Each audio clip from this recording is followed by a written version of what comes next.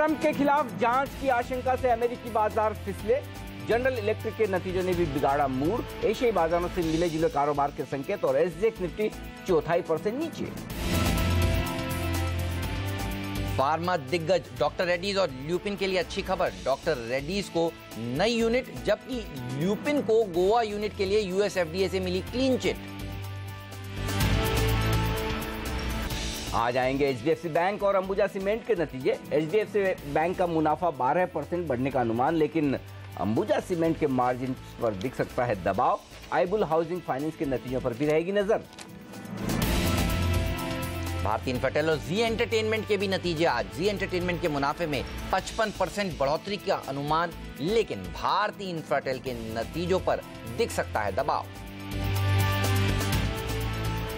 कर्ज के बोझ से दबी कंपनी एमटेक ऑटो का नया प्लान। यूके का सब्सिडरी प्लांट लिबर्टी ग्रुप को बेचने के लिए किया करार। और खर्च कम करने के लिए जेट एयरवेज का नया तरीका। जूनियर पायलट से महीने में 10 दिन की छुट्टी लेने को कहा। 6 साल के लिए 1 करोड़ का बॉन्ड भरने की भी बात बोली।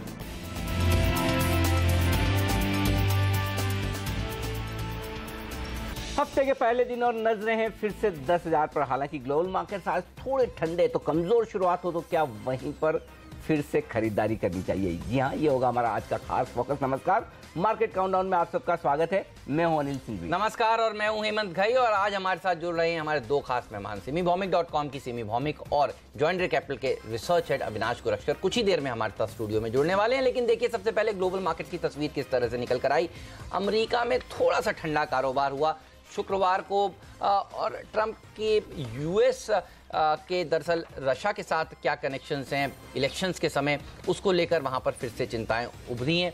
और आज एशियाई मार्केट्स ने थोड़ा संभालने का काम किया। हांगकांग के बाजारों में अच्छी तेजी देखने को मिल रही है, जिसके चलते आज एसजीएक्स निफ्टी देखिए हरे निशान में भारतीय बाजार खुलेंगे, ये तस्वीर दिखा रहा है। तो फिर आज मार्केट्स को किस तरह से ट्रेड करना चाहिए, और एक्सपायरी का हफ्ता है, क्या 10,000 हासिल होगा? होना तो चाहिए। और मुझे तो समझ नहीं आ रहा था कि क्यों एसजीएक्स निफ्टी थोड़ी देर पहले 15-20 पॉइंट नीचे ट्रेड कर रहा था। कोई वजह तो है नहीं। और अगर रिकवरी जो एशियाई बाजारों में हुई है निचले स्थानों से, वो जोश भरने वाली, तो इसमें कोई डाउट नहीं कि मैं वही सोच रहा था कि अगर कमजोर शुरुआत हो तो तुरंत खरीद लेना चाहिए, लेकिन स्थिति बदलती हुई दिख रही है। लेकिन जहाँ तक भारतीय बाजारों का सवाल है, एक्सपायरी का हफ्ता है, और एक्सपायरी के हफ्ते में थोड़ा भी ग्लोबल मार्केट से अगर एक कोई अच्छा ट्रिगर मिलता है तो भारतीय बाजार 10,000 को लांघने के लिए तैयार है, छूने को तैयार है। इसमें कोई डाउट नहीं होना चाहिए, क्योंकि 9,915 की जो शुक्रवार को क्लोजिंग दी है, वो अब तक की हाईएस्ट क्लोजिंग है निफ्टी में। जो पिछले हफ्ते में 2 बार आपने 9,915 पर निफ्टी को क्लोज होते हुए देखा। और बैंक निफ्टी ने पिछले हफ्ते 5 दिन लगातार क्लोजिंग बेसिस पर नया हाई बनाया है। ये बाजार की मजबूती दिखाता है। तो जब मजबूत बाजार है तो फिर घबराने की जरूरत नहीं। लेकिन जहां तक आंकड़ों का सवाल है, आज भी निफ्टी के लिए 9,900 का लेवल ही निर्णायक लेवल है। और आप देख रहे हैं पूरे हफ्ते 9,900 के आसपास काफ़ी वक्त निफ्टी ने बिताया है। लेकिन वीकली क्लोजिंग के लिहाज से 9,900 के ऊपर की जो क्लोजिंग पहली बार मिली है, वो कॉन्फिडेंस बढ़ाने वाली है। निफ्टी के लिए आज की ट्रेडिंग रेंज 9,850 9,975, इसे मानकर चलना चाहिए। ये लेवल आप ध्यान में रखें डे ट्रेड के लिहाज से। 24,500 बैंक निफ्टी की ट्रेडिंग रेंज है, लेकिन ये डे के लिहाज से नहीं, मेरे ख्याल से अब से लेकर एक्सपायरी तक के लिए भी ये अहम होगी। और शायद अगले 2-3 दिन इस रेंज में बैंक निफ्टी आपको ट्रेड करता हुआ दिखे। ऐसे में फिर निफ्टी खरीदारी करने के लिए जो सबसे बेहतरीन लेवल है, जो हम शुक्रवार को भी कह रहे थे कि 9,825 9,850 की रेंज में मिले तो खरीदिए, और वहाँ से आपको 75 पॉइंट की तेजी भी मिली, तो वही रेंज आज भी। अगर कमजोरी के साथ शुरुआत हो जाए, कभी बाजार दिन के दौरान नीचे आए, तो 9,850 के आसपास या इसके नीचे बेस्ट लेवल है जहां पर आपको एंट्री कर लेनी चाहिए। वैसा ही बेस्ट लेवल बैंक निफ्टी पर 24,050 24,100 के आसपास है। और शुक्रवार को भी वो लेवल मिले थे, वहां से 200-250 पॉइंट की फिर से उछाल मिली। तो इंट्राडे में किसी भी तरह की डिप इन लेवल्स के आसपास मिले तो डेफिनेटली खरीद लीजिएगा। ये तो शुरुआत की बात है। लेकिन क्लोजिंग बेसिस पर जो 2 लेवल सबसे अहम वाले हैं निफ्टी और बैंक निफ्टी के लिए इस हफ्ते, चूंकि वायदा कारोबार की एक्सपायरी है, 9,850 के नीचे निफ्टी बंद हो तो ही आप अपनी तेजी की पोजीशन कम करें। वो भी कम करें, पूरा जीरो न कर दें, सिर्फ कम करें 9,850 के नीचे की क्लोजिंग पर, जो कि यहाँ से 65 पॉइंट नीचे है। बैंक निफ्टी पर जब तक आप 24,000 के नीचे बंद नहीं हो रहे, बिल्कुल डरने घबराने की जरूरत नहीं है। और 24,000 के नीचे बंद हो तो थोड़ी सी तेजी की पोजीशन कम कर लें। लेकिन जो आंकड़े दिख रहे हैं वो ये कि बैंक निफ्टी में 24,500 के ऊपर जाने में थोड़ी मुश्किल होगी। 24,500 के आसपास लगातार प्रॉफिट बुकिंग आएगी। तो अभी तक आंकड़ों में वो बदलाव नहीं हुआ कि आप 24,500 को आसानी से लांग जाएं। तो अब जो आंकड़े दिख रहे हैं मुझे उससे पता नहीं, ऐसा लग रहा है कि शायद निफ्टी पहले 10,000 हो, बैंक निफ्टी को 24,500 को पार करने में थोड़ा सा वक्त लग सकता है। लेकिन पुट कॉल रेशियो शुक्रवार को 1.41 पर फिर से बढ़कर आया है। 1.5 का पुट कॉल रेशियो, इसके ऊपर का पुट कॉल रेशियो 1.5 1.55 की रेंज में हो और 10,000 की निफ्टी हो, उसके पार की हो, तो फिर वहां पर आप एक बार तेजी की पोजीशन में थोड़ा हल्का हो जाएं, प्रॉफिट बुक करें, इंतजार करें डिप का। तो ऊपरी स्तरों पर पुट कॉल रेशियो और हाईएस्ट ओपन इंटरेस्ट का कॉम्बिनेशन ध्यान में रखें। अगर वैसा कुछ दिखे तो वहां पर प्रॉफिट बुक कर लें। ट्रेड करने का तरीका, निफ्टी खरीदे या तो 9,850 का स्टॉप लॉस लगा लें अगर तेजी के साथ शुरुआत हो, अदरवाइज 9,825 ज़्यादा सेफ स्टॉप लॉस है। 9,925 का टारगेट ये मैंने इसलिए आज से दिया था कि शायद कमज़ोर शुरुआत हो, लेकिन अगर 9,925 पर ही शुरुआत होगी, लाइफ टाइम हाई पर ही होगी, तो फिर 9,975 10,000 ऊपर के टारगेट। बैंक निफ्टी 24,000 का स्टॉप लॉस है, 24,400 24,500 के टारगेट के लिए। सेक्टर्स मैंने बहुत ज़्यादा नहीं चुने, लेकिन ऑयल एंड गैस और ब्रोकरेजेस ये दो सेक्टर हैं जो मुझे पॉजिटिव साइड पर दिख रहे हैं। तीसरा है फार्मा। 3 सेक्टर्स में आप नजर रखें तेजी करने के लिए। आज से कंजम्पशन से जुड़े स्टॉक्स में थोड़ी प्रॉफिट बुकिंग, थोड़ी बिकवाली हो सकती है। बिल्कुल, तो फार्मा स्टॉक्स कौन से हैं वो हम आपको थोड़ा सा आगे बताएंगे इस शो में, जहां पर अच्छी खबरें भी आज देखने को मिल रही हैं। लेकिन पहले बात करते हैं SimiVomik.com की सिमी भौमिक से। हाय सिमी, गुड मॉर्निंग। बताइए निफ्टी, बैंक निफ्टी क्या कॉल है आपका? Good morning Hemant. निफ्टी के लिए भी मैं बुलिश हूँ, बैंक निफ्टी के लिए भी मैं बुलिश हूँ, पर बड़ा सवाल ये है कि दोनों का ओपनिंग कहाँ पे होगा वो देखने के बाद ही ट्रेड लेना पड़ेगा, क्योंकि निफ्टी जहाँ पे बंद किया था वो एक रेजिस्टेंस एरिया था। निफ्टी 9920 9930 ये जब तक क्रॉस करके सस्टेन नहीं करता है वहाँ पे फ्रेश बाइंग करना बहुत मुश्किल है। बाय ऑन डिप स्ट्रैटेजी रखना पड़ेगा। मुझे लगता है कि निफ्टी में अगर सुस्ती के साथ ही शुरुआत होता है या थोड़ा सा वीकनेस के साथ शुरुआत होता है तो कंफर्ट जोन रहेगा, मतलब बाइंग करने में थोड़ा सा रिस्क रिवॉर्ड रेशियो अच्छा रहेगा। इसलिए बाय ऑन डिप स्ट्रैटेजी अभी भी अपनाने के लिए ही मैं कहूँगी। मेरा जो स्टॉप लॉस मैंने इंट्राडे के लिए रखा है वो स्टॉप लॉस मैंने 9840 का ही रखा है, क्योंकि मैं ये पकड़ के चल रही हूँ कि निफ्टी अगर नीचे भी खुलता है तो 9855 से 9850 का रेंज निफ्टी के लिए सपोर्ट का काम करेगा। 9840 के नीचे स्टॉप लॉस लगाएंगे और 992030 के आसपास निफ्टी का पहला रेजिस्टेंस है। वो रेजिस्टेंस क्रॉस करने के बाद निफ्टी में फ्रेश मोमेंटम आएगा जो निफ्टी को 9975 से 9980 तक भी ले जा सकता है। ये जो मैंने लेवल्स दिया है ये निफ्टी स्पॉट लेवल्स है और इंट्राडे का ही इंट्राडे के लिए वैलिड होगा। ओवरऑल जो है निफ्टी में मुझे लगता है कि आज नहीं तो 2-3 दिन बाद निफ्टी एक बार 10,000 का लेवल तो जरूर छुएगा। निफ्टी का मैं एक ऑप्शन भी मैंने ढूंढ लिया है, 9900 का मैं कॉल खरीदने के लिए सलाह दे रही हूँ।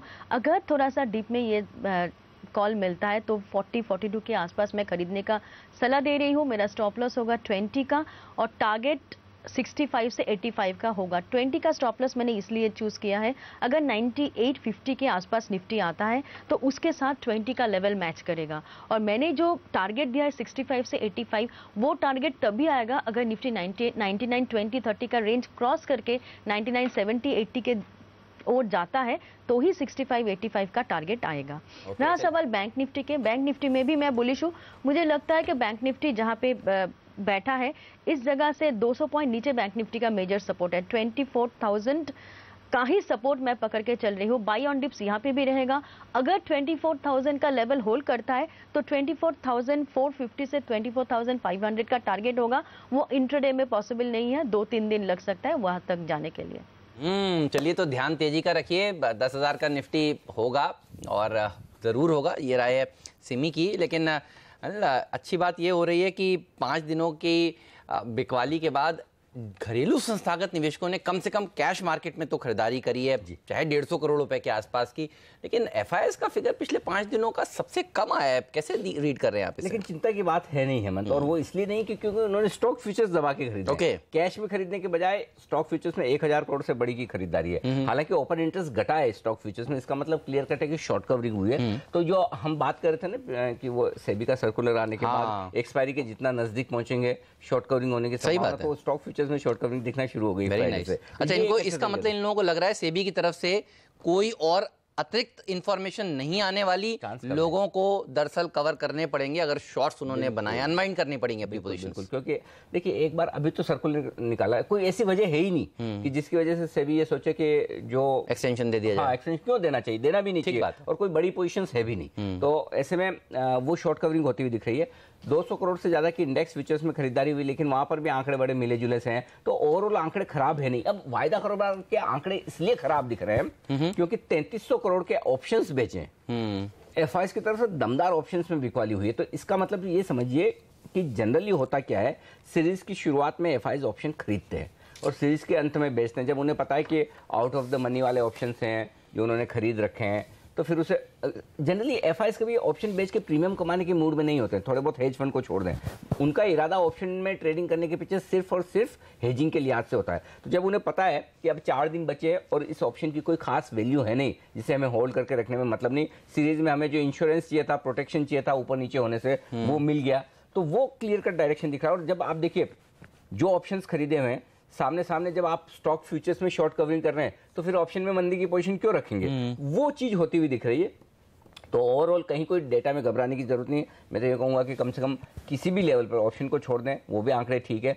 सब जगह खरीदारी के आंकड़े आते हुए दिख रहे हैं, शॉर्ट कवरिंग होते हुए दिख रहे हैं। तो एक चीज बहुत क्लियर है, जब आपको शुक्रवार को 9838 का निफ्टी दिन में दिखा तब भी आंकड़े इतने अच्छे हैं, इसका मतलब क्लियर कट है कि 50-75 पॉइंट की कमजोरी अगर किसी भी लेवल से आएगी तो फिर एफआईएस की तरफ से शॉर्ट कवरिंग होना तय है। और सबसे बढ़िया बात यह कि स्टॉक्स में होना तय है, जहां पर जनरली ट्रेडर्स ट्रेड करते हैं, तो ये अच्छे संकेत है। और एक्सपायरी का कॉल क्या है, अब से लेकर एक्सपायरी तक मार्केट कैसे बिहेव करेगा? और 10,000 हो जाएगा ना?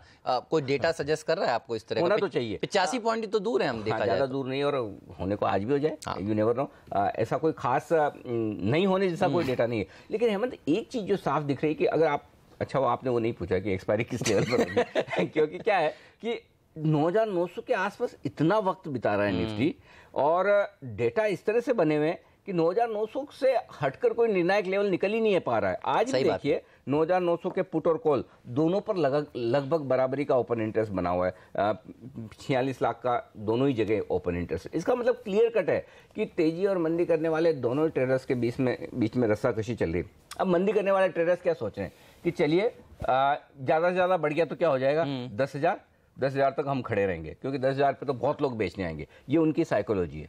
मंदी करने वाले क्या सोच रहे हैं, अरे 10 दिन से तो 9,800 के नीचे बंद नहीं हुए, गिर भी जाएंगे तो कितना गिरेंगे, 9,800, 100 पॉइंट के लिए हम खड़े रहेंगे। तो दोनों ही तरफ के ट्रेडर बराबर पोजीशन बनाकर खड़े हैं। और दूसरी बात, जनरली होता ही था कि अब तक तेजी जब हो रही तो कॉल्स में जो ओपन इंटरेस्ट जहां हाईएस्ट है वो बहुत कम रहता था, लेकिन इस बार वो चीज बदल रही है। और इसीलिए मैं कह रहा हूं कि 10,000 के लेवल पर और पुट कॉल रेशियो 1.5 के ऊपर होगा तो वहां प्रॉफिट बुक करना चाहिए। उसकी वजह ये है कि जितना ओपन इंटरेस्ट 9,800 पर है उतना ही 10,000 के कॉल्स में भी है, लगभग 68 लाख शेयरों का। तो उसे लांघना इतना आसान नहीं होगा। और उससे पहले 9,850 पर भी शुक्रवार को कॉल्स में ओपन इंटरेस्ट बनता हुआ दिखा, थोड़ी मंदी की पोजीशन बनी। तो आज जो एक्शन रियल शुरू होगा, हो सकता है शुरुआत में हम नया हाई बना दें निफ्टी पर, जो 9,928 के पार होते ही हो जाएगा, लेकिन 9,950 के पार निकल कर टिके ना, फिर आज तुरंत 10,000 हो जाएगा। तो 9,950 के पार आपको 15-20 मिनट, आधा घंटा बिताना है, ताकि वो शॉर्ट कवरिंग का जो फोर्स आएगा वो 10,000 की तरफ ले जाएगा। एक और आंकड़ा जो अहम है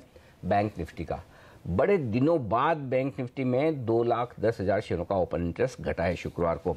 और इसीलिए मैं बैंक निफ्टी में एक बहुत खास बात कहना चाहता हूँ, जो शुरुआत में भी मैंने कही कि मुझे 24,500 बैंक निफ्टी पर आता बाद में दिख रहा है, पहले 10,000 निफ्टी पर आता पहले दिख रहा है। और उसकी वजह यह है कि बैंक निफ्टी लगातार 5 सेशन से पिछले हफ्ते हाई पे हाई बनाते हुए दिखा क्लोजिंग बेसिस पे। उसके बावजूद अब जो 24,400, 24,500 के कॉल्स में बैंक निफ्टी में पोजीशन बनी हुई है, और इस बार मंथली एक्सपायरी है, तो वो ऐसा लग रहा कहीं कि बैंक निफ्टी को यहाँ पर रोकने वाली है 24,500 के आसपास।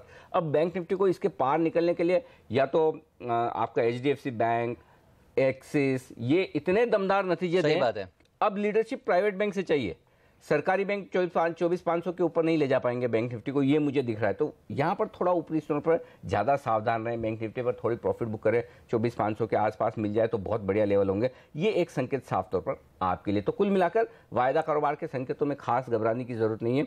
9,950 पे दिन के दौरान नजर रखें, इसके पार निकल कर टिक गए तो फिर 10,000 में ज़्यादा वक्त नहीं लगेगा। बिल्कुल सही। और सबसे इंपॉर्टेंट होगा अनिल की नंबर्स किस तरह से पेश करते हैं। ये जो हफ्ता जो आज से शुरू हो रहा है, ध्यान रखिए, वो करीब करीब निफ्टी की 36% वेटेज रखने वाली कंपनियों के नतीजे आने वाले हैं। और जैसा कि अनिल कह रहे थे, HDFC bank, axis bank, ICICI bank, yes bank, लेकिन सबके नंबर्स आने वाले हैं इसी हफ्ते। अगर इन्होंने पॉजिटिव सरप्राइज दिया तो फिर तो क्या कहने, और नेगेटिव सरप्राइज दिया तो दिक्कत की बात हो सकती है। और ITC, मारुति जैसी कंपनियों के भी नतीजे इस हफ्ते, तो अर्निंग्स के लिहाज से सबसे महत्वपूर्ण हफ्ता ये वाला हफ्ता है। लेंगे एक छोटा सा ब्रेक, सिमी से जानेंगे कि उनके बाकी के टॉप ट्रेडिंग आइडियाज आज कौन से हैं। अविनाश गुरश्कर जी भी हमारे साथ स्टूडियो में जुड़ चुके हैं, उनसे भी जानेंगे वो कहां पर आज बुलिश हैं। इस सब पर बात होगी छोटे से ब्रेक के बाद। और ब्रेक के तुरंत बाद हम आपको ये भी बताएंगे कि 5 टेक्निकल एक्सपर्ट्स की निफ्टी को एक्सपायरी के हफ्ते किस तरह से ट्रेड करने की राय निकल कर आ रही है।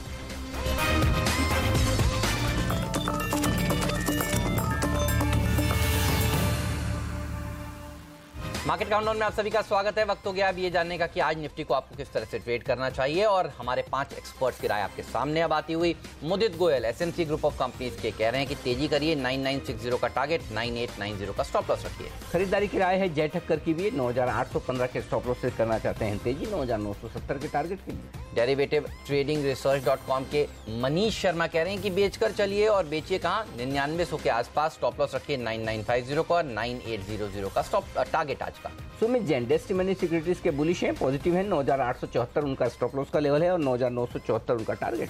विशाल मलकान भी कह रहे हैं कि यहां पर खरीदारी करनी चाहिए, 9970 का टारगेट है, 9880 का स्टॉप लॉस रखिए। तो 5 में से 4 एक्सपर्ट हैं बुलिश, एक बेरिश। और रेंज जो दिख रही है निफ्टी की ऊपरी स्तरों पर बेहद साफ है, 9950 9975 वो लेवल है जहां पर आपको रखनी चाहिए नजर। टारगेट्स के लिहाज से 9875 पहला स्टॉप लॉस होगा जहां पर आप नजर रखें, उसके नीचे गए तो फिर जगह खुलती है, लेकिन 9875 दिन के लिए इतना स्टॉप लॉस आपके लिए काफी होगा निफ्टी पर। लेकिन 4 एक्सपर्ट्स हैं पॉजिटिव। बिल्कुल, चलिए तो अब आपको बता दें कि कौन सी वो खबरें हैं जिनके चलते शेयर रहेंगे आज फोकस में। देखते हैं आज का 5 का पंच।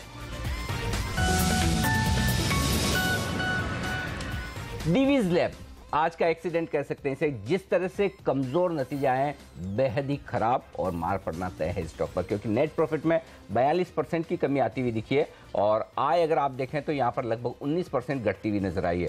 न सिर्फ आय और मुनाफा, बल्कि आप देखिए ऑपरेटिंग लेवल पर भी मार्जिन पर जबरदस्त दबाव बना है। 10% से ज्यादा मार्जिन घटे हैं, 40% से घटकर 30% के आसपास रह गए, और ऑपरेटिंग लेवल पर भी परफॉर्मेंस बहुत ही खराब है। 403 करोड़ से घटकर मुनाफा 245 करोड़ रह गया, वो तो ठीक है, लेकिन इसके अलावा मैनेजमेंट ने जो आगे के लिए गाइडेंस दिया है वो भी तेजी से घटाया है। इसका मतलब ये कि स्थिति सुधरने में भी कोई जल्द आसार नजर नहीं आ रहे हैं, तो डीवीज लैब पर आज मार पड़ना तय है। चलिए, और एक और है एक्सीडेंट, वो है MRPL। हम आपसे कई दिनों से कह रहे थे कि देखिए इसके जो GRMs हैं वो नेगेटिवली सरप्राइज करने वाले, और $5 के नीचे के GRMs बहुत ही खराब GRMs माने जाएंगे। मुनाफा भी देखिए घटा, तो आज इस शेयर में भी गिरावट देखने को मिल सकती है। ल्यूपिन, इस पर रखें नजर। गोवा प्लांट से एक दवा को यहां मंजूरी मिली, ये ध्यान रखें, न कि पूरे प्लांट को, लेकिन एक दवा को मंजूरी मिलना भी मामूली सेंटीमेंट के लिहाज से पॉजिटिव माना जा सकता है, क्योंकि अल्टीमेटली देखिए पहले दवा मंजूर हुई, फिर उम्मीद की जाए कि USFD की तरफ से जो इस प्लांट को क्लीन चिट मिलना बाकी है वो भी होता हुआ दिखे। और नजर रखिएगा टेलीकॉम कंपनियों पर। आपको याद होगा शुक्रवार को क्या जोरदार पिटाई देखने को मिली थी जब जियो ने अपना नया फोन लॉन्च किया था, तो आज भी प्रेशर में रह सकती हैं आइडिया, एयरटेल, आरकॉम जैसे स्टॉक्स। और देखिए इस फोन के लॉन्च के बाद CLSA जो पहले से ही रिलायंस इंडस्ट्रीज पर बुलिश था, उन्होंने अब लक्ष्य बढ़ाकर 1920 के कर दिए हैं। फोर्टिस हेल्थकेयर, इस स्टॉक पर रखिए नजर। आज का दिन और ये हफ्ता इस स्टॉक के लिए काफी अहम होगा। पहले तो ये कि वीकेंड पर खबर यह है कि पार्कवे पेंटाई ये $2 बिलियन जुटा रही है, और इसके लिए बोर्ड से मंजूरी मिल चुकी है। पार्कवे पेंटाई है IIH मलेशिया की सब्सिडरी कंपनी, और आपको याद होगा IIH मलेशिया की इस कंपनी के साथ फोर्टिस की एक्विजिशन की खबरें काफ़ी जोर पकड़ती हुई दिख रही। फिर IIH ने ये कहा कि हम फिलहाल विचार नहीं कर रहे हैं, उसके बाद स्टॉक पर काफ़ी मार पड़ती हुई दिखी, प्रमोटर्स ने भी स्टॉक बेचा। लेकिन उसके बाद अब ये खबरें आने की जब वो $2 बिलियन जुटा रहे हैं, और ये समझा जा रहा है कि जो बातचीत है अभी भी चल रही है। इसके बाद फोर्टिस हेल्थकेयर में एक एक्शन देखने को मिल सकता है। साथ ही 28 जुलाई इस डेट पर भी नजर रखें, क्योंकि फोर्टिस हेल्थकेयर का जो हॉस्पिटल कारोबार डीमर्ज करना है उसके लिए NCLT में सुनवाई भी 28 तारीख को होने वाली है। तो ये महीना इस स्टॉक के लिए और आज का दिन रहेगा एक्शन भरा।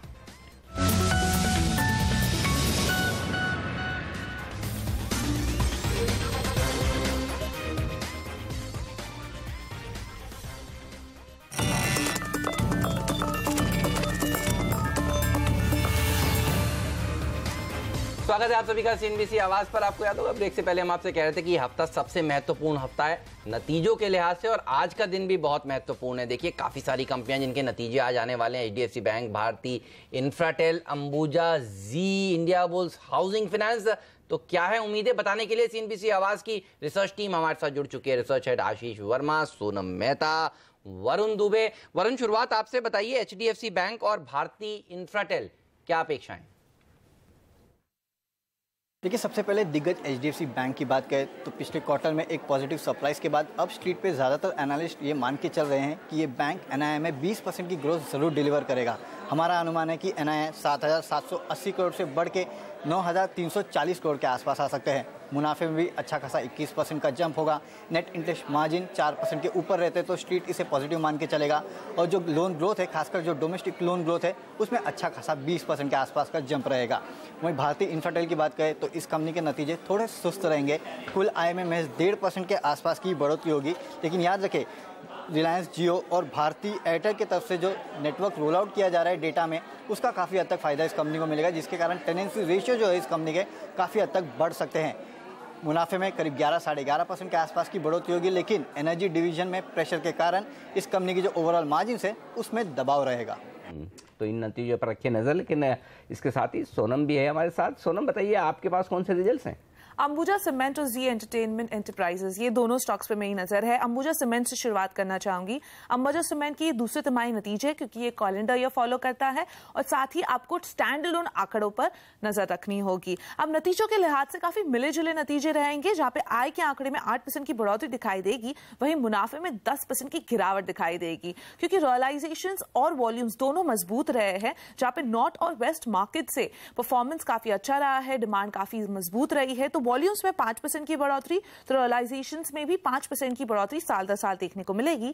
लेकिन जो एनर्जी कॉस्ट है वो काफी बढ़ गया है, बल्कि पेट कोक में एक जबरदस्त उछाल देखने को मिला है पेट कोक के दाम में, और उसका कंजम्पशन भी बढ़ गया है, और इसकी वजह से मार्जिन पर दबाव पड़ सकता है। इसलिए मार्जिन फ्रंट पे आपको एक गिरावट दिखाई देगी, जहां पर 19.8% के मार्जिन डिलीवर हो सकते हैं पिछले साल के 23.9% के मुकाबले। अब जी एंटरटेनमेंट एंटरप्राइजेस की बात करें तो यहां पर भी मिले जुले आंकड़े दिखाई देंगे, क्योंकि एड रेवेन्यूज और सब्सक्रिप्शन रेवेन्यूज दोनों में साल दर साल गिरावट दिखाई देगी हाई बेस के कारण। जहां पर पिछले साल की इसी तिमाही में स्पोर्ट्स कारोबार शामिल था, और अब कंपनी ने उस स्पोर्ट्स कारोबार को बेच दिया है, तो इसके कारण एड रेवेन्यूज में मामूली 2.5 से 3% की बढ़ोतरी दिखाई देगी। तो सब्सक्रिप्शन रेवेन्यूज में तो लगभग 11 से 13% की गिरावट दिखाई दे सकती है। सिर्फ एक मार्जिन से जो बेहद ही मजबूत आ सकते हैं, जहां पर कंपनी काफी वक्त से अपने खर्चों को कम करने की कोशिश कर रही है, और स्पोर्ट्स कारोबार से जुड़े जितने भी घाटे थे अब वो सारे हट जाएंगे। तो इसके कारण मार्जिन बेहद ही मजबूत रह सकते हैं, 32% पे आ सकते हैं पिछले साल के 29% के मुकाबले। तो जी एंटरटेनमेंट इस पर रहेगी नजर। लेकिन एक और स्टॉक है जिस पर नजर रहेगी। अच्छा, उसका चार्ट लाते हैं पहले आपके सामने। इंटरेस्टिंग चार्ट है, इंडिया बुल्स हाउसिंग फाइनेंस। इसके नतीजे आज आने वाले हैं, और देखिए शुक्रवार के सेशन में करीब 12:30 बजे के आसपास क्या हुआ, जोरदार पिटाई इस स्टॉक की। आशीष हमारे साथ जुड़े हुए हैं। आशीष, क्या खराब नंबर्स की अपेक्षा है? शुक्रवार को दबाव जरूर था, लेकिन हेमंत तगड़े मोमेंटम में ये स्टॉक ऑलमोस्ट साल के हाईज के आसपास पहुंचने के बाद आपने शुक्रवार को करेक्शन आता हुआ देखा था। जहां तक नंबर्स की बात है, मैं मोतीलाल ओसवाल के एस्टिमेट्स पढ़ रहा था। मुनाफे में 24%, एनआईआई में 24 से 30% के आसपास का उछाल एक्सपेक्टेड होगा।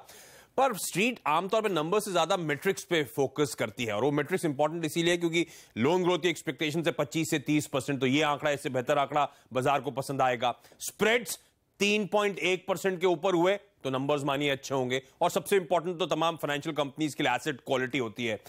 1% या टू बी प्रिसाइज 0.95% से अगर नीचे ग्रॉस एनपीए का आंकड़ा आएगा, पिछली बार 0.85% पे था, तो अगर माइनर डिटोरिएशन भी होता है तो स्ट्रीट को पसंद आएगा। कमेंट्री इंपॉर्टेंट है, तो गाइडेंस लोन ग्रोथ को लेकर, और ध्यान रखें रेरा का इंपैक्ट हाउसिंग फाइनेंस सेक्टर पर किस तरह का होगा, वो मैनेजमेंट कमेंट्री में इंपॉर्टेंट होगा। दरअसल डीएचएफएल के नतीजों के बाद जो जोरदार पिटाई डीएचएफएल के स्टॉक में देखने को मिली थी शुक्रवार को, उसके बाद ये शेयर भी गिरने लगा। तो किसी ने यहाँ पर दबाव के साथ कारोबार, देखिए कुछ पोजीशंस बेची हैं, और डीएचएफएल का शेयर भी बिल्कुल ऐसा ही है, 12 बजे के बाद वो भी तेजी से गिरा था। तो हाउसिंग फाइनेंस स्टॉक्स में आज फिर नजर रहेगी। बिल्कुल, और जो दो खास बातें हैं, एक तो स्प्रेड पर रखिए नजर, और दूसरा एसेट क्वालिटी पर रखिए नजर।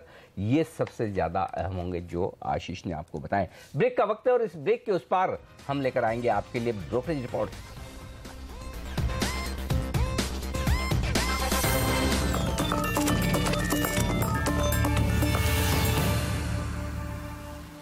आदाब सभी का CNBC आवाज पर एक्सपर्ट का दमदार पैनल हमारे साथ है। सिमी भौमिक हैं, अविनाश गुरश्कर हैं और इनसे जानेंगे कि इनके आज के टॉप ट्रेडिंग आइडियाज क्या हैं। लेकिन उससे पहले बात करते हैं उन ब्रोकरेज हाउसेस की जिन्होंने आज अपनी रिपोर्ट्स साझा करी हैं और ये बताने के लिए हमारे साथ जुड़ चुकी हैं हर्षदा। बताइए कहाँ नजर है आपकी? इनफैक्ट शुरुआत ऑयल एंड गैस स्पेस से करेंगे। एक आउट परफॉर्मर रिलायंस इंडस्ट्रीज और स्पेशली कंपनी की AGM के बाद हमने देखा है ढेर सारे टारगेट अपग्रेड्स आते हुए दिखाई दे रहे हैं। आपको याद होगा अब तक CLSA सबसे बुलिश था और इनफैक्ट वो लीड कर रहे हैं अभी भी। मजबूती का ट्रेंड जारी रहेगा रिलायंस में, ये CLSA का मानना है। टारगेट इन्होंने बढ़ाया है, जो पहले 1710 था वो बढ़ाकर अब 1920 का टारगेट आ रहा है CLSA की ओर से। उनको लगता है EPS में बूस्ट बनता हुआ दिखाई देगा और खासकर रिलायंस जियो के जो प्लान्स अनवेल हुए हैं जियो फोन के साथ, वो एक बड़ा पॉजिटिव मोमेंटम ड्राइवर रहेगा कंपनी के लिए। JP मॉर्गन ने भी इनफैक्ट अपना टारगेट बढ़ाया है, ये 1460 का टारगेट अब दे रहे हैं जो पहले 1310 का था। सिटी भी एक बाय कॉल मेंटेन कर रहा है रिलायंस इंडस्ट्रीज पर। टारगेट सिटी ग्रुप का अब आ रहा है 1750 रुपए प्रति शेयर पर। उनको लगता है EBITDA CAGR ग्रोथ करीब 14%, एक्स जियो और जियो को मिलाकर करीब 25% रहेगी और वो एक फायदे का सौदा बनता हुआ दिखाई देगा अगर कोई इन लेवल्स पर खरीदता है। इनफैक्ट वो अनुमान यही लगा रहे हैं कि FY17 से 20 एस्टिमेटेड अर्निंग्स में 4 to 5% FCF यील्ड देखने को मिल सकती है। मॉर्गन स्टैनली भी ओवरवेट का कॉल दे रहा है और टारगेट इन्होंने भी बढ़ाया है, 1500 से बढ़ाकर अब 1823 रुपए का टारगेट आता हुआ। तो बहुत ही बुलिश टारगेट्स रिलायंस इंडस्ट्रीज पर आते हुए CLSA सबसे बुलिश है 1920 के टारगेट के साथ। ऑयल एंड गैस की बात करते करते गोल्डमैन सैक्स BPCL पर इनफैक्ट अब एक बाय कॉल दे रहा है। इन्होंने टारगेट जो है बढ़ाया है और इन्होंने इनफैक्ट अपनी BPCL को अपनी कन्विक्शन लिस्ट में भी डाला है। टारगेट 585 का है। उनको लगता है अभी तक थोड़ा सा ढीला था ये काउंटर, लेकिन आगे कई ऐसे कैटलिस्ट हैं जो स्टॉक में रफ्तार दिलाएंगे, इसीलिए जो पहला 550 का टारगेट था वो 585 का आया है। ओके, तो ये है interesting reports oil and gas space के शेयरों पर, जहां रिलायंस और BPCL दोनों के लिए बेहतरीन रिपोर्ट्स। हर्ष से बताएं और कौन सी रिपोर्ट्स हैं आपके पास? इनफैक्ट कई नंबर्स आए हैं और उसके बाद मैनेजमेंट कॉल्स भी हुए हैं, तो उस पर भी कुछ रिपोर्ट्स आई। अशोक लेलन ने, आपको याद होगा, पिछले हफ्ते थोड़ा सा निराश जरूर किया था और नंबर्स को देखकर अब नोमुरा कह रहा है कि यहाँ पर अपनी होल्डिंग कुछ कम कर लेनी चाहिए। रिड्यूस का कॉल है। टारगेट 83 का दे रहे हैं। उनको लगता है रेवेन्यूज लार्जली फ्लैट रहे हैं और यहां से आगे वो कुछ और क्लैरिटी अवेट कर रहे हैं कि डिफेंस ऑर्डर्स कितने मजबूत होंगे और उसका कितना फायदा अशोक लेलन को मिलेगा। पर्सिस्टेंट के नंबर्स पर हालांकि मॉर्गन स्टैनली बुलिश है। ओवरवेट का कॉल आया है। टारगेट 840 का ये दे रहे हैं। उनको लगता है Q1 ग्रोथ काफी बेहतर रही है पीयर्स के मुकाबले और यहां से आगे ये मिड कैप काउंटर परफॉर्म जरूर करेगा ग्लोबल IT सर्विसेज के लिहाज से। और यूनाइटेड स्पिरिट्स, जिसके नतीजे हमने देखे हैं over the weekend, JP Morgan ने इनफैक्ट एक ओवरवेट का कॉल दिया है। टारगेट 2640 का।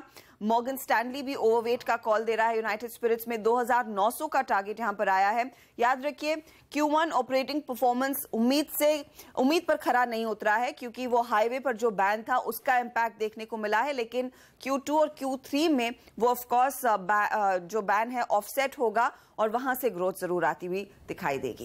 तो यूनाइटेड स्पिरिट्स और परसिस्टेंट, रिलायंस इंडस्ट्रीज, इन सब शेयरों पर हमारी नजर रहने वाली है। शुक्रिया हर्षदा आपका इस जानकारी के लिए। एक्सपर्ट से पूछते हैं कि आज उनके टॉप ट्रेडिंग आइडियाज क्या निकल कर आ रहे हैं, टॉप इन्वेस्टमेंट आइडियाज क्या हैं। Avinash sir, good morning. बताइए कहाँ नजर है आपकी? हेमंत, मुझे मारुति और ऑरोबिंदो फार्मा पसंद है। Okay. मारुति में हमको लग रहा है कि इस वीक में Q1 के नतीजे आएंगे, काफ़ी अच्छे आने की उम्मीद है। Not only domestic growth but export growth भी काफ़ी अच्छी है। प्लस जो मैनेजमेंट कमेंट्री रहेगी और मार्जिन्स पे नज़र रहेगी। ऑरोबिंदो फार्मा हमको लग रहा है कि फार्मा स्पेस में काफ़ी बेहतरीन स्टॉक है और ऑलरेडी थोड़ी सी अपटिक दिखाई है, लेकिन अर्निंग्स के पॉइंट ऑफ व्यू से ये भी एक अच्छा रिस्क रिवॉर्ड स्टॉक दे सकता है। और तीसरा स्टॉक जो प्राइवेट सेक्टर बैंक में है वो कोटक बैंक रहेगा। हालांकि नतीजे आ गए, हमको लग रहा है कि नतीजे डेफिनेटली काफ़ी अच्छे हैं ऐसे एनवायरनमेंट में, और स्टेबल निम्स और एसेट क्वालिटी को देखते हुए इसमें थोड़ी सी बढ़त जरूर देख सकते हैं। ओके, तो ये है आपके लिए बेहतरीन स्टॉक्स जहां आप कर सकते हैं इन लेवल्स पर ही खरीदारी। और इंटरेस्टिंग बात है कि 3 के 3 निफ्टी स्टॉक्स हैं, यानी कि दिग्गजों पर ज्यादा भरोसा है इस वक्त अविनाश का। पूछते हैं सिमी से, उनका भरोसा किन शेयरों पर है और किस तरफ। बताएं सिमी अपनी top trading pics. Anil ji, एक स्टॉक कोल इंडिया मुझे अच्छा लग रहा है। मुझे लगता है कि नीच में एक बेस बन चुका है और ब्रेकआउट देने का सिग्नल दे रहा है। 260 के ऊपर आ चुका है ये स्टॉक और मुझे लगता है कि जब तक ये 260 के ऊपर मेंटेन करेगा तब तक ये मोमेंटम जो है ये मेंटेन्ड होगा। 267 270 का मेरा टारगेट्स है। 258 के नीचे स्टॉप लॉस मेंटेन करेंगे। मेरा सेकंड स्टॉक होगा IOC इंडियन ऑयल कॉरपोरेशन, जिसमें मुझे लगता है कि एक बेस बन रहा है। ब्रेकआउट अभी भी आया नहीं है, पर फिर भी मुझे लगता है कि 380 के आसपास थोड़ा सा खरीदारी करके देखना चाहिए। 390 का टारगेट आ रहा है। 376 के नीचे एकदम छोटा सा स्टॉप लॉस रखा है क्योंकि उतना पॉजिटिव भी नहीं है, पर 390 का टारगेट मैं देख रही हूँ। 376 के नीचे स्टॉप लॉस लगाएंगे। मेरा थर्ड स्टॉक होगा PD लाइट, जिसमें मुझे लगता है कि एक अच्छा मोमेंटम है और एक थोड़ा सा वीकनेस के बाद लास्ट 2 ट्रेडिंग सेशन में अच्छा बाइंग देखा गया था। एकदम मेजर सपोर्ट में था। 50 डेमा को टेस्ट भी किया था और मुझे लगता है कि करंटली 800 के आसपास है। 795 के नीचे स्टॉप लॉस लगा के खरीदारी करने का सलाह होगा। 818 से 820 तक का भी टारगेट आ सकता है। तो PD लाइट में भी मैं बुलिश हूँ। तो पिडलाइट पर भी बुलिश है। इन स्टॉक्स पर नजर रखिए, IOC और कोल इंडिया में तो क्या निचले स्तरों से तेजी देखने को मिल रही है जब से ये खबरें आई कि OFS सरकार नहीं लाएगी और अब कुछ और खबरों की उम्मीद भी बाजार कर रहा है प्राइस से रिलेटेड कोयले की। चलिए तो इस स्टॉक पर रखिएगा नजर। लेकिन अविनाश, जो फार्मा कंपनियों के लिए अच्छी खबरें आई हैं, खासतौर पर ल्यूपिन के लिए, डॉक्टर रेड्डीज के लिए, आपका सबसे बढ़िया शेयर आपको कौन सा पसंद है फार्मा सेक्टर में और कहाँ पर खरीदारी करनी चाहिए इस समय? आई थिंक फार्मा शेयर में हमको लग रहा है कि लुपिन और ऑरोबिंदो फार्मा ये दोनों ही शेयर्स काफ़ी अच्छे लग रहे हैं। इनफैक्ट लुपिन को जो प्रोडक्ट अप्रूवल मिला है, हमको लग रहा है कि हालांकि इसका इम्पैक्ट अर्निंग्स पे इतना सिग्निफिकेंट नहीं होगा, लेकिन पॉजिटिव डेफिनेटली सरप्राइज है ओवरऑल प्रोडक्ट बास्केट के लिए। और हमको लग रहा है सेकंड हाफ ऑफ FY18 में लुपिन में और प्रोडक्ट अप्रूवल्स आएंगे और डेफिनेटली साल इनके लिए अच्छा होना चाहिए। ऑरोबिंदो फार्मा में भी हमको लग रहा है कि जिस प्रकार की अपटिक हमने देखी है, प्रोडक्ट अप्रूवल्स आ चुके हैं, डेफिनेटली FY18 FY17 के हिसाब से अच्छा होना चाहिए। लेकिन मेरे ख्याल से यहाँ पे हेमंत स्टॉक स्पेसिफिक ही स्ट्रेटेजी अडॉप्ट करनी चाहिए, क्योंकि आई थिंक दिवीज का जो परफॉर्मेंस आया है, मुझे लग रहा है कि ऐसे जो एक्सीडेंट्स होंगे यहाँ पे बहुत भारी गिरावट दिख सकती है। हाँ, मैं पूछने ही वाला था कि डिवीज के लिए तो बहुत ही खराब खबर है। देखिए शुक्रवार को भी ये शेयर सेकेंड हाफ में दबाव में कारोबार कर रहा था। सिमी, चार्ट देखकर बताइए, फार्मा में आज का एक्सीडेंट तो दरअसल डिवीज है, कितना गिर सकता है? एक सपोर्ट मेरा नज़र में है। ये स्टॉक 720 के आसपास बंद किया था और मुझे लगता है कि 685 से 675 का रेंज काफ़ी क्रूशियल होगा और इस फॉल में ये स्टॉक ज़रूर उस रेंज को टेस्ट करेगा। ये रेंज एक मेजर सपोर्ट एरिया है और मुझे लगता है कि यहाँ पे आने के बाद थोड़ा बहुत करेक्शन तो बंद होना चाहिए। इनफैक्ट यहाँ से मैं वापस रिकवरी एक्सपेक्ट करूँ। हो सकता है आज वो रिकवरी ना आए, क्योंकि इसमें जो शॉर्ट टर्म ट्रेंड जो है थोड़ा सा रिवर्सल सिग्नल तो दिया है, पर रिजल्ट्स के बाद थोड़ा सा नीचे आएगा और 685 से 675 इन्हीं मतलब वहां तक जाने का ही मेरा टारगेट है। इससे ज्यादा मैं अभी तो एक्सपेक्ट नहीं कर रही हूँ। ऑलराइट, चलिए तो डिवीज के लिए खराब खबर, ल्यूपिन के लिए अच्छी खबरें आज आती हुई दिखी हैं। लेकिन लेते हैं एक छोटा सा ब्रेक और ब्रेक के बाद sptulsian.com के श्री SP तुलसियान जी हमारे साथ जुड़ेंगे और उनसे जानेंगे कि आज का उनका बेहतरीन इन्वेस्टमेंट आइडिया क्या है। काफ़ी सारी खबरें भी हैं, नतीजे भी हैं, उस पर भी उनकी राय देंगे आपके सामने। एक छोटा सा ब्रेक लेकर अभी हाजिर होते हैं।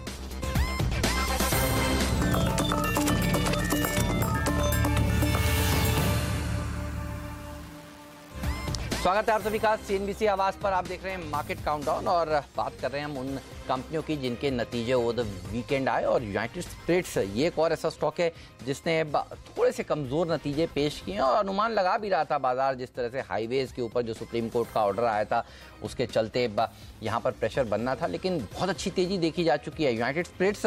सिमी, चार्ट देखकर बताइए अब कौन से लेवल इंपॉर्टेंट हैं इस शेयर के लिए? हेमंत, स्टॉक काफ़ी पॉजिटिव है और मुझे लगता है कि थोड़ा बहुत प्रॉफिट टेकिंग आता भी है तो भी कोई खास बात नहीं है। इसमें जो ब्रेकआउट्स आए हैं, मतलब निचले स्तर 1918-50 के आसपास ही ये स्टॉक रिकवरी मोड में है और इसमें जो हाईज बन चुका है उसके बाद मुझे लगता है कि हायर हाईज और एक्सपेक्ट मैं कर रही हूँ। 2-3 ट्रेडिंग सेशन में थोड़ा बहुत प्रॉफिट टेकिंग देखा है। 2700 के नीचे आके बंद भी कर रहा था ये स्टॉक, पर मुझे आगे जाके ये 2850 तक जाएगा और बहुत ही शॉर्ट टर्म में जाएगा, ऐसा मैं एक्सपेक्ट कर रही हूँ। मैं बुलिश हूँ इस स्टॉक में। अगर थोड़ा बहुत प्रॉफिट टेकिंग आता भी है तो भी कोई प्रॉब्लम नहीं है। वो निचले स्तर पर एंट्री देने का एक मतलब अपॉर्चुनिटी मिल जाएगा अगर कोई डिप आता है तो। 2850 का मेरा टारगेट है। ओके, यूनाइटेड स्पिरिट्स पर रखी नज़र। On the face of it आपको नतीजे भले ही कमज़ोर दिख रहे हो, लेकिन विस्तार में जाकर अगर आप नतीजों को देखेंगे तो वन टाइम जो एक्सपेंसेस हैं उसकी वजह से मार्जिन्स, अदरवाइज ऑपरेशनल लेवल पर परफॉर्मेंस बेहतर होने के संकेत आ रहे हैं, तो ये ध्यान रखें। और अगर नतीजे के बाद शायद कमज़ोर खुले तो मौके बन सकते हैं लोगों के लिए खरीदारी करने के, तो इस स्टॉक पर एक नज़र रखिए, जरूर रखिएगा। MRPL एक और रिजल्ट है जो बेहद कमज़ोर दिख रहा है हेमंत, और बड़ा सरप्राइजिंगली कमज़ोर आया है रिजल्ट। ये इस तरह के खराब नतीजे होंगे ये सोचा नहीं था लोगों ने। नहीं, हम लोगों ने सर GRMs की तो बात कर रहे थे हम 4 दिन पहले वेल इन एडवांस रिलायंस के रिजल्ट के बाद कहा था कि MRPL को उससे कंपेयर मत करिएगा, इसके GRMs बहुत नेगेटिवली सरप्राइज कर। हाँ, ये सही बोल रहे हैं, लेकिन इतने ज्यादा खराब मतलब ये तो बहुत ही हॉरिबल नंबर है, क्योंकि जिस तरह से ऑपरेशनल परफॉर्मेंस। और अच्छा सबसे बड़ी बात ये क्वार्टर में आपको याद है बहुत ही जबरदस्त नंबर्स आए थे और तब लोगों की उम्मीदें बढ़ गई थी इससे एक्चुअली। और अगर आप देखें तो मेरे ख्याल से रिफाइनरी स्टॉक्स में सबसे महंगा शेयर है। ईवी वर्सेस ईबिटा पे 10 टाइम ट्रेड कर रहा है, बाकी कोई कंपनी ऐसी नहीं जो 60 टाइम के ऊपर भी ट्रेड कर रही है। ठीक है, एक बात क्लियर है कि चलिए 6 रुपये डिविडेंड है, डिविडेंड यील्ड आपके लिए 6, 5.5, 5% की डिविडेंड यील्ड है, लेकिन खाली डिविडेंड यील्ड के बेसिस पर आप स्टॉक में क्वालिटी के लिहाज से कैसे खरीदारी करेंगे, दिक्कत ये। लेकिन अब बड़ा सवाल है कि आज कितना गिरेगा अविनाश, और गिरेगा तो फिर क्या करना चाहिए? नहीं, मेरे ख्याल से एक नंबर्स तो बहुत ही डिसअपॉइंटिंग है, और इस स्टॉक में तेज़ी इसलिए भी थी क्योंकि माना जा रहा था कि HPCL के साथ इसका मर्जर होगा, ओपन ऑफर आएगा, और क्लियरली इस पॉइंट ऑफ व्यू से भी इसमें थोड़ी बहुत तेज़ी आई थी। लेकिन ऑपरेशनल नंबर्स बहुत ही वीक है, जैसे हेमंत ने कहा कि GRMs ने काफ़ी नेगेटिवली सरप्राइज किया है, और मुझे लग रहा है कि आज स्टॉक काफ़ी भारी तरह से गिरेगा। मेरे ख्याल से अभी तो ये भी रिपोर्ट्स आ रही है कि HPCL और MRPL का जो मर्जर है वो शायद इमीडिएटली ना हो, तो ये फैक्टर भी स्टॉक पे प्ले आउट होगा। तो स्टॉक में आज नजर रखिएगा। आज का एक्सीडेंट है ये MRPL, तो खुलते ही हम फिर से इसको रिविजिट करेंगे। गैप डाउन ओपनिंग तो इसकी आज होनी लगभग तय है। sptulsiyan.com के श्री SP तुलसियान जी भी हमारे साथ अब जुड़ चुके हैं कार्यक्रम में। तुलसियान सर, गुड मॉर्निंग, आपका स्वागत है। बताइए आपकी बेहतरीन इन्वेस्टमेंट रणनीति आज के लिए क्या होने वाली है? मेरा आज का स्टॉक है इंडियन टोनर्स, और इस कंपनी का अगर आप एक प्रोडक्ट प्रोफाइल देखें तो काफ़ी एक यूनिक प्रोडक्ट है। ये लोग जो है टोनर्स बनाते हैं, laser printer, digital machine, photocopier, इन सभी के लिए। और जो टोनर है वो उसका कंजम्पशन काफ़ी ज़्यादा, और कंपनी जो अपने जो टोनर है वो HP, Samsung, Ricoh, Canon, Toshiba, Xerox, Brother, Konica, इन सभी कंपनियों को जो है उसका एक तरह से रॉ मटेरियल सप्लाई करती है। और इस कंपनी के 2 प्लांट है, एक एक्सपोर्ट ओरिएंटेड यूनिट है जिसकी कैपेसिटी है 1200 टन पर एनम, दूसरी है डोमेस्टिक जो मार्केट को कैटर करती है, उनकी एक सब्सिडियरी के थ्रू 51% सब्सिडियरी है ITDL मैग्नेटिक्स, वो जो है इंडियन मार्केट को कैटर करती है, और उसकी क्षमता है 2400 टन पर एनम। एक्चुअली जो है 51% सब्सिडियरी है जो डोमेस्टिक मार्केट को कैटर करती है, इन्होंने रिसेंटली यानी करीबन 3 महीने पहले अपनी क्षमता को 1800 टन से 2400 टन बढ़ाया है। तो अगर आप एक एग्रीगेट कैपेसिटी देखें कंपनी की तो 3600 टन होने 3600 टन के आसपास 3600 टन है, जिसमें से 1/3 एक्सपोर्ट मार्केट के लिए, करीबन 25 कंट्रियों को ये लोग एक्सपोर्ट करते हैं, और 2/3 जो है डोमेस्टिक मार्केट के लिए। कंपनी ने रिसेंटली अपनी जो 51% सब्सिडियरी है वो अपने आप में मर्ज कर दी है, और इसका ऑल प्रोसेस जितना भी NCLT के ऑर्डर आ चुके हैं, इसका भी जो एक खाली NCLT ने एक ऑर्डर दिया था कि इसके लिए आप एक सबको नोटिस इशू करें, तो इसका जो इफेक्ट है मर्जर का वो मेरे हिसाब से अगले 2 से 3 महीने में कंपनी अपने अकाउंट्स में दे देगी। और उसके बाद में जो कंपनी का वर्तमान में EPS FY17 में कंसोलिडेटेड EPS जो 17 रुपए था, वो मेरा अनुमान है कि बढ़ करके EPS जो है 20 रुपए के आसपास जा सकता है। अब आप कंपनी का अगर एक फाइनेंशियल्स देखें, कंसोलिडेटेड की टॉप लाइन 125 करोड़ है, चूंकि कैपेसिटी बढ़ी है करीबन 600 टन से, तो आप अनुमान लगा सकते हैं कि तकरीबन 10 से 15% का टॉप लाइन इनमें ग्रोथ आ सकती है। और जैसे मैंने EPS का बताया आपको कि EPS का मेरा अनुमान है 20 रुपए के आसपास। और अगर आप इस कंपनी के फाइनेंशियल्स देखें तो कंपनी के पास करीबन 75 करोड़ रुपया कैश पड़ा हुआ है कंसोलिडेटेड बुक्स में, और वो 55 रुपया प्रति शेयर निकलता है। अगर मैं वर्तमान इक्विटी को जो 8 करोड़ के आसपास है, ये मर्जर के बाद में बढ़ करके 13 से 13.25 करोड़ के आसपास होगी, तो जो 55 रुपया प्रति शेयर का मैं वर्कआउट कर रहा हूं वो एक्सपांडेड इक्विटी पे है। लोअर इक्विटी पे तो आपको 90 रुपया प्रति शेयर का कैश दिखेगा, लेकिन मैं उसको 90 रुपया नहीं ले रहा हूं, 55 रुपया प्रति शेयर का। और अगर आप इवेंचुअली मार्केट कैप देखें कंपनी का मर्जर के आने के के बाद में 400-415 करोड़ का मार्केट कैप है। जैसे cash free debt free company है, कैश है, तो ईवी जो है काफ़ी लो है 340 करोड़ के आसपास, और पी मल्टीपल जो है बहुत ही लो है 11। जनरली अगर ऐसे आप देखें जो इलेक्ट्रॉनिक कंज्यूमर प्रोडक्ट्स है जैसे कंट्रोल प्रिंट, इसका एकदम कंपेरेबल पीयर नहीं है, लेकिन अगर वैसी सारी कंपनियों का देखें तो मेरे हिसाब से उनको 17, 18, 19 का पी मल्टीपल मिलता है, जबकि ये शेयर जो आपको 11 के पी मल्टीपल पे चलता हुआ दिखाई दे रहा है। तो ओवरऑल कंपनी में काफी अच्छी अर्निंग पोटेंशियल है, मार्जिन एक्सपांशन का और पी एक्सपांशन होने की संभावना है। शेयर जो वर्तमान में 308 के आसपास रूल कर रहा है, हमारा टारगेट है कि शेयर 385 रुपए का टारगेट को, लक्ष्य को छू सकता है अगले 6 महीने में। ओके, तो ये है आपके निवेश के लिए 6 महीनों के लिए आज से बेहतरीन स्टॉक इंडियन टोनर्स, यहां पर कर सकते हैं आप खरीदारी। ब्रेक का वक्त है और ब्रेक के बाद फोकस करेंगे उन स्टॉक्स पर जहां पर आज रहने वाला है एक्शन। हमारे तमाम एक्सपर्ट्स हमारे साथ हैं, आप भी बने रहिए।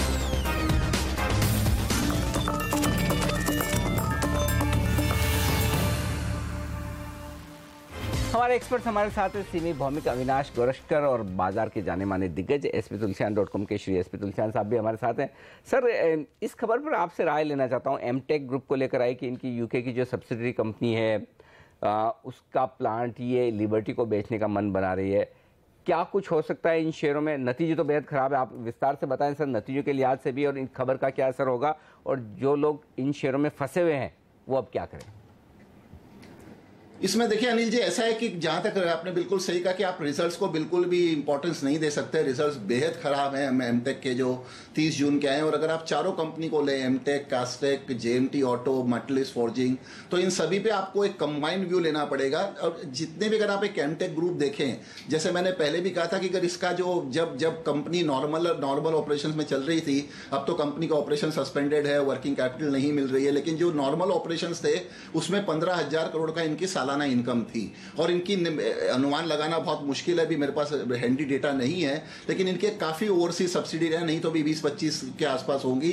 लेकिन जो एक बड़ा अनुमान आ रहा था कि जो टेक4 जो सेल करेंगे, इससे इनको करीबन जो है 4-5,500 करोड़ रुपए का इनको आ सकता है पैसा, उसमें इनका जो मेजोरिटी स्टेक है। और अगर कंपनी का आप डेट देखें कंबाइंड पांचों कंपनी को मिला करके, एमटेक ऑटो प्लस उनकी 4 सब्सिडरी बैंकों का एनपीए जो है वो करीबन है 15-16,000 करोड़ का। एक्चुअली ये क्या हो रहा है कि कोई भी एनपीए फिगर न तो बैंकें सही रूप में दे रही है, न कंपनी से सही रूप में मिल रहा है, लेकिन फिर भी आप अनुमान लगा सकते हैं कि 15-16,000 करोड़ का इनका एनपीए है। कंपनी की डेफिनेटली अगर आप एसेट के ऊपर वर्थ लेवे तो बहुत ही बढ़िया इनकी जो है वैल्यूएशन है, काफी ज्यादा पोटेंशियल एक्वायरर हैं। फिर चाहे कंपेरेबल पीयर्स हो, लोग बात करते हैं कि मदरसन सुमी, भारत फोर्ज, महिंद्रा, सीआईई, इन सभी ने इंटरेस्ट दिखाया, पी इन्वेस्टरों ने 20-22 लोगों ने इंटरेस्ट दिखाया है। तो निश्चित रूप से अगर आप रिजल्ट्स को देखेंगे तो डिसअपॉइंटिंग है। जहां तक जो यूके सब्सिडरी है कि इन्होंने लिबर्टी ग्रुप को बेचा है, उसके कोई भी फाइनेंशियल्स अवेलेबल नहीं है, टर्म्स ऑफ सेल अवेलेबल नहीं है। लेकिन ये बात निश्चित है कि जब से 12 जो एनपी अकाउंट्स का एक रेजोल्यूशन मूव शुरू हुआ है, हर उन 12 के 12 प्रमोटरों में खलबली मच गई है, और कहीं ना कहीं वो ये प्रोसेस को एक स्कटल करने का या डिले करने का एक मन बना रहे थे। लेकिन अब वो चीज नहीं होगा, तो या तो अगर वो खुद अपने बलबूते पे कर सकते हैं तो ठीक है, नहीं तो ये कंपनियां उनके कंट्रोल से जाएगी। अब रहा सवाल कि अगर इनका जो विनोद दाम इन कंपनियों का प्रमोटर है, ऐसा कहते हैं कि उनके पास इंडिया में भी काफी रियल एस्टेट है, एक कॉफी शॉप जो मल्टी रिटेल कॉफी शॉप है उसमें उनका इन्वेस्टमेंट है, तो वो भी उसको मोनेटाइज करके यहाँ पे डेट रिडक्शन का एक मन सीरियस रूप में अब बना रहे हैं। इसमें एक वेट एंड वॉच के सिवा दूसरा कोई अप्रोच नहीं है। मैं कोई फंडामेंटल्स डेफिनेटली जस्टिफाई नहीं करते, लेकिन अगर आप हाई रिस्क हाई रिटर्न के एंगल से इस स्टॉक्स में बने हुए हैं, अगर आप ऑलरेडी निश्चित रूप से हैं, तो एक high risk high return stocks साबित हो सकता है, और आप उसमें बने रहिए। जैसे जैसे रेजोल्यूशंस आएंगे, जैसे जैसे फाइनेंशियल्स में पता चलेगा कि एनपीए रेजोल्यूशंस क्या मोड़ ले रहा है, पोटेंशियल एक्वायरर जैसे जैसे आएंगे, उसमें आपको एक बड़ा एक वैल्यू एक्रीशन दिखाई दे सकता है। बहुत बहुत शुक्रिया सर आपका वक्त निकालने के लिए और हमारे दर्शकों को अपनी बहुमूल्य राय देने के लिए। इस बीच बाजारों के खुलने का वक्त होता हुआ दिख रहा है, देख लेते हैं किस तरह के संकेत आते दिख रहे हैं दुनिया भर के बाजारों से। एसजेएक्स निफ्टी पर नजर डाल लेते हैं, क्योंकि एशियाई बाजारों में खासतौर पर हांगकांग में निचले स्तरों से बेहतरीन रिकवरी हुई है। 13 अंकों पर एसजेएक्स निफ्टी यहाँ पर आपकी सामने। एक छोटा सा ब्रेक लेंगे और ब्रेक के बाद लेकर आएंगे आपके लिए बाजार का भरपूर एक्शन। शुरुआत करेंगे हम प्री ओपनिंग सेशन की, रुपए की ओपनिंग भी होगी, स्टॉक 2020 का अपडेट, और 9:15 के बाद हमारे एक्सपर्ट्स हमारे साथ हैं जो बताएंगे आपको कि कहाँ होंगे आपके लिए ट्रेडिंग के मौके खुलते ही बाजार में। पहला सौदा छोटे से ब्रेक के बाद।